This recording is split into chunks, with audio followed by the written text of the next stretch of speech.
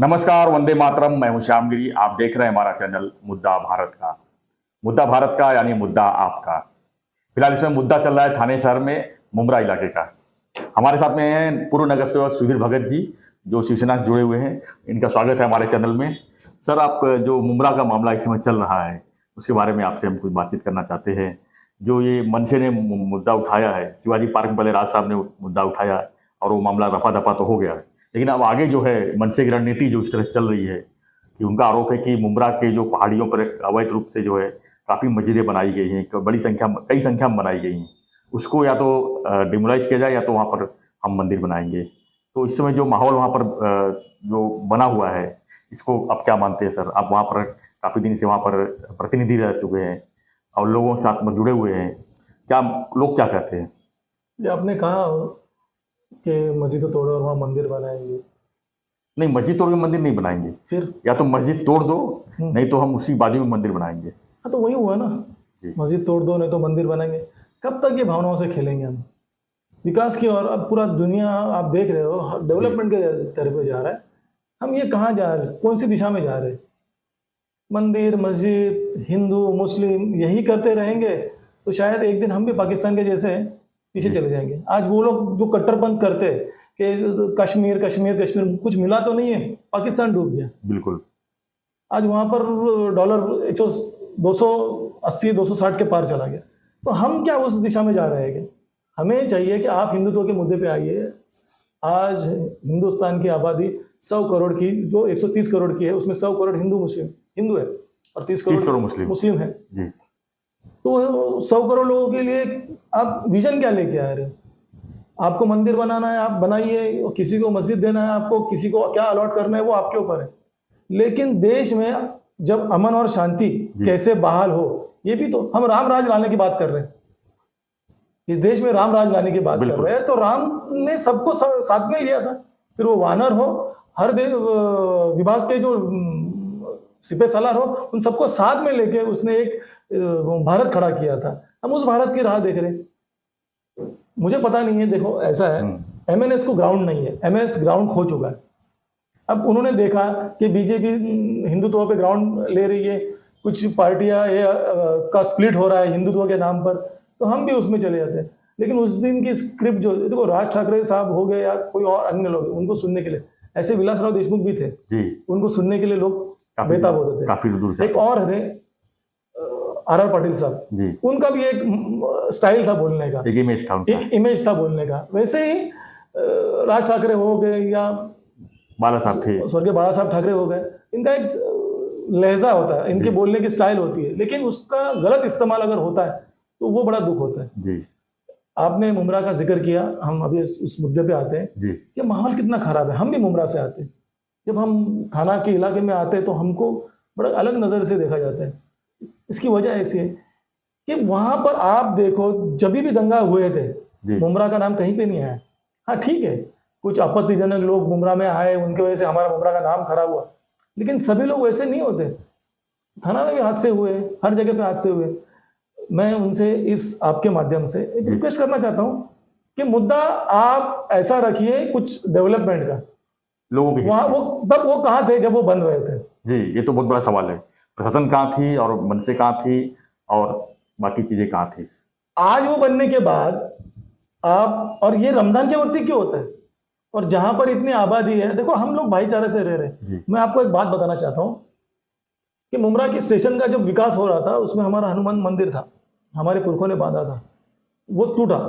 तो वहां के कुछ लोग मुस्लिम थे, उन्होंने उसके ऊपर जिद की कि नहीं, मंदिर तो बनना चाहिए। मतलब मुस्लिम लोगों ने जिद? हाँ, उसमें हिंदू लोग भी थे, मुस्लिम लोग थे, और बना हुआ। फिर एक बार मुद्दा आया मस्जिद का, उसकी दीवार तोड़ी जा रही थी, वो लोग ने हाँ बोले, लेकिन फिर भी वहां पर जो हिंदू कॉन्ट्रैक्टर होंगे या कुछ लोग थे, उन्होंने वो सही करके दिया ताकि कोई दो धर्म के बीच में तेड़ नहीं होना चाहिए। देखो, जब कॉस्मोपॉलिटन सिटी बनती है तो उसमें हर धर्म के, हर वर्ग के लोग आते हैं। आप एक बार स्टेज पे बोल के जाते हो, और मुझे नहीं लगता उन्होंने स्टेज के ऊपर सभी मस्जिद और सभी मंदिरों के बारे में कहा था, लेकिन कुछ नेता होते हैं जगहों के बारे में, कुछ पर्टिकुलर जगह उन्होंने बात की थी, लेकिन कुछ नेता होते हैं, उनको स्टंट होना पड़ता है ताकि वो उभर जाए, एक इश्यू बन जाए। देखो, मुझे उनके कलेक्टर को लेटर देना या कमिश्नर को लेटर देना, उससे मुझे परहेज नहीं है। जी वो लीगली जो भी रहेगा वो करेंगे। लेकिन जो उन्होंने बात की कि मैं 15 दिन के बाद मुमरा में आऊंगा, और वो जो उन्होंने चैलेंज दिया, देखो ऐसा है, हम उस नगर के रहवासी हैं, जी हम हिंदू मुस्लिम एक साथ रहते हैं, हम उस नगर के रहवासी हैं, तो हमको भी वैसा सोचना पड़ता है ना कि जब मेरे पड़ोसी के ऊपर या मेरे भाई के ऊपर या आपको जो देना है, देखो मुझे कल किसी के बारे में कंप्लेंट करनी है तो मैं लीगली कंप्लेंट करूंगा, ठीक है, जो कानूनी कार्रवाई होगी जी उसमें किसी को आपत्ति नहीं होगी। लेकिन आप धमकी देते हो ना, तब उसमें हम पूरे मुमरा वासियों को आप धमकी देते हो, तो उसमें पूरा मुमरा आता है और पूरे मुमरा में हम भी रहते हैं। आप मानते हैं सर वहां पर अवैध का जो निर्माण हुआ है मस्जिदों का, ऐसा आप मानते हैं आप? देखो ऐसा है, मेरे मानने या ना मानने से कुछ नहीं होगा। जी जो कानून है उस वक्त क्या था क्या नहीं था, देखो हमारी फखरुद्दीन शाह बाबा की दरगाह जब मैं पैदा नहीं हुआ तभी से है। हमारे जो पहाड़ के ऊपर अली शाह बाबा की दरगाह है, वो तो हम बचपन में खेलने के लिए लकड़ियां ले लेके ऊपर तक जाते थे, तभी से है। यानी मेरे बचपन से तो मैंने पहले देखा है उसको। हमारे मुमरा देवी का पहाड़ है, वो तो छत्रपति संभाजी राजे उनके ग्रंथ है, उसमें लिखा हुआ है कि वो यहाँ आए थे और यहाँ से वो आगे चले गए थे, तो उसमें उसका जिक्र है। तो ऐसी कई पुरानी जगह है, अभी स्टेशन के सामने की जो मस्जिद है वो कई सालों में मेरे पैदाइश से पहले की है, हमारे कौसाई की जामा मस्जिद है वो पैसे। अब कुछ नए बने होंगे या नहीं बनेंगे तो वो प्रशासनिक काम है, आप चेताओ मत। जी ये जो चेतावनी उन्होंने दी ना, मेरा उसके ऊपर आक्षेप है। आप किसी को भी, कोई भी समाज के लोग हैं, कोली, कुंदबी, अगरी, मराठी, उत्तर भारतीय हो गए या मुस्लिम समाज हो गए, किसी को भी आप ये भड़काऊ हो गया। दो समाज के अंदर तेढ़ निर्माण करने का काम आप मत करिए। आप वहां पर रहते हैं, आप वहां के प्रतिनिधि भी हैं, तो क्या वहां के लोगों से आप बात विचार किया होगा, उनका क्या मानना है कि जो अवैध जो अभी नए मस्जिद बने हैं उसको क्या रिमूव किया जा सकता है? मैं आपको बताना चाहता हूँ, जी जैसी जैसी संख्या बढ़ती है वैसे वैसे लोगों का प्रार्थना स्थल का, धार्मिक स्थल हो गए, प्रार्थना स्थल हो गए, वो बढ़ते हैं। उनको जैसे सहूलत मिलती है वो उनके उस जगह में बनाते हैं। अब इन्होंने पर्टिकुलरली कौन से धार्मिक स्थल के ऊपर बात की है ये उनको ही मालूम होगा। जी अभी क्या हो रहा है, सभी चीज लपेटे में आ रही है। अगर ये धर्म मज़ारों और मस्जिदों की बात कर रहे हैं तो वहां पर मैं हमारे धर्म के भी कई मंदिर है, तो पर्टिकुलरली किस बात के बारे में बात कर रहे हैं। लेकिन हमारा मुद्दा एक है, आपके जैसा मुद्दा भारत का है कि उस चीज के ऊपर आप जो फोकस कर रहे हो, हम 15 दिन के बाद आएंगे, तो ऐसा लग रहा है जैसे कोई हमको चैलेंज कर रहा है। और मैं उनसे आपके माध्यम से बोल रहा हूँ तो कि आप ये चैलेंज मत करिए, इससे पूरा मुमरा एक हो रहा है। आप गलत जा रहे हो, गलत दिशा में जा रहे हो। आपको कुछ गलत लग रहा है, आप कमिश्नर, कलेक्टर, कोर्ट, लॉ, जो लॉ एंड ऑर्डर उसके हिसाब से जाइए, हम उसको फेस करेंगे। हमारे पेपर से हम दिखाएंगे, उनके पेपर से वो दिखाएंगे। मैं अभी आपको एक पूछना चाहता हूँ जी, मैं अविनाश यादव जी को यहां से बताना चाहता हूं, नवी मुंबई के राजा किसको कहा जाता है? गणेश नाइक साहब को। बिल्कुल बराबर है, मैं तो उनको किंग मानता हूं। नवी मुंबई, उनके बगैर नवी मुंबई नहीं। उनके पुराने घर के अंदर दरगाह है, उस दरगाह को वो पैर पड़ के निकलते हैं। वो दरगाह का उनके ऊपर बहुत बड़ा कृपा है। अब वो बीजेपी के आज लीडर है। तो उसके बारे में क्या है?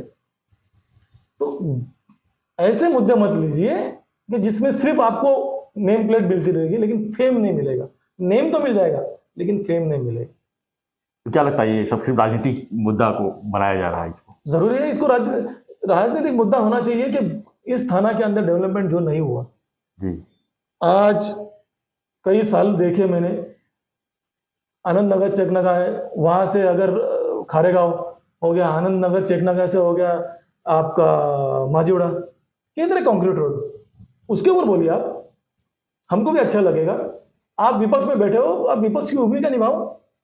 हमको पता ही नहीं चल रहा है एमएनएस विपक्ष में है या सत्ता में है, कहां पर है MNS.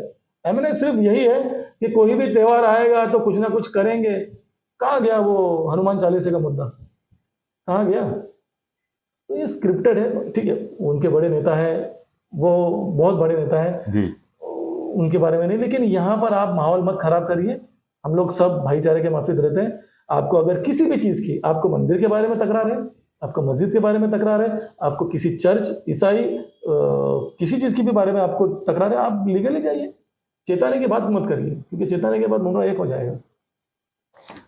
Thank you Sudhir ji. तो ये थे सुधीर भगत जी, इनका साफ साफ कहना है कि मुमरा में जो है जो माहौल है वो खराब न किया जाए। अगर हाँ वहाँ पर कुछ अवैध निर्माण हुए हैं उसको प्रशासनिक दृष्टि से उसको कार्रवाई की जाए, और प्रशासन जो है उसमें सक्षम है जो कि अवैध चीज़ों को हटा सकती है। तो मनसे का जो दावा है जिस पे उन्होंने आक्षेप कर रहे हैं कि वहाँ पर या तो मस्जिद हटाया जाए या तो वहाँ पर नहीं तो हम मंदिर बनाएंगे, उसको लेकर जो माहौल चल रहा है मुमरा में, इसी पर हम बातचीत कर रहे थे। हमारे साथ में थे सुधीर भगत जी जो पूर्व नगर सेवक थे शिवसेना के, और उन्होंने कहा कि जो वहाँ का माहौल है उसको बिगाड़ा न जाए। तो आप क्या कहना चाहेंगे इस विषय पर? आप भी अपने कमेंट्स हमें अपने वीडियो में दे सकते हैं, और बने रहिए हमारे साथ में, देखते रहिए हमारा चैनल मुद्दा Bharat. Thank you sir, thank you.